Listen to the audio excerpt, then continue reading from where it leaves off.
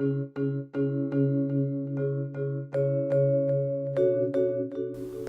CV is the most important document when applying for a new job. It doesn't matter how long it's taken you to write it or how pretty it is.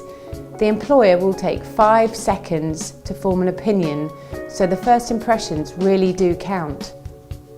You have to show that you have the necessary competencies and skills to match the job in question. There are a few simple rules to produce an accurate, concise and well-presented CV. Write the CV yourself. The CV has to represent you and the language you use.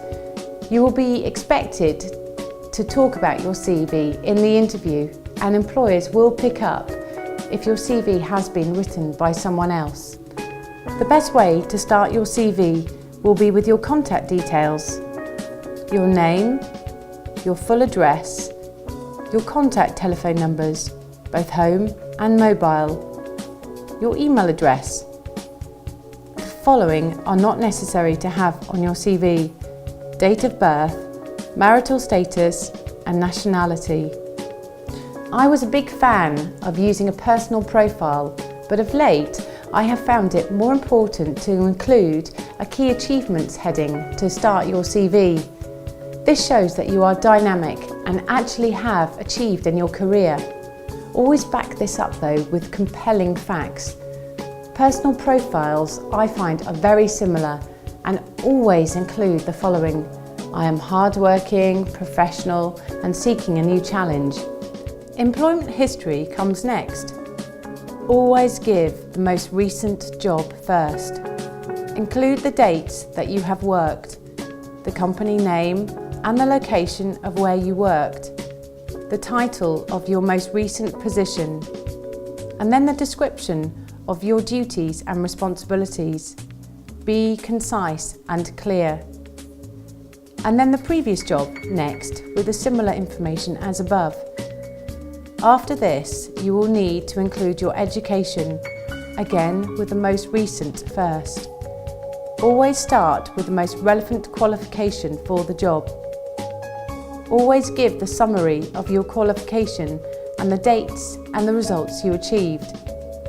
This then follows with relevant training, which comes in a separate section. The interests and hobbies section should never be underestimated. Show hobbies where this can demonstrate your skills out of the workplace, and these skills could then be transferred to those in the workplace. The last part of the CV is references. You do not have to include the referee's details.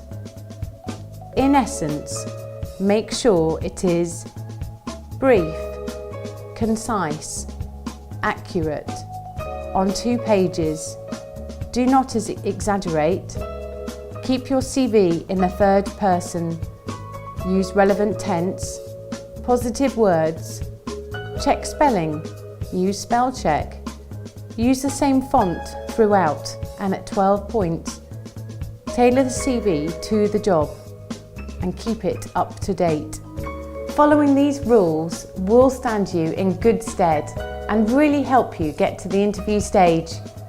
We'll also be doing videos on preparing for the interview, strengths and weaknesses and other related interview questions. We hope that this has been informative and we welcome any feedback or comments you may have.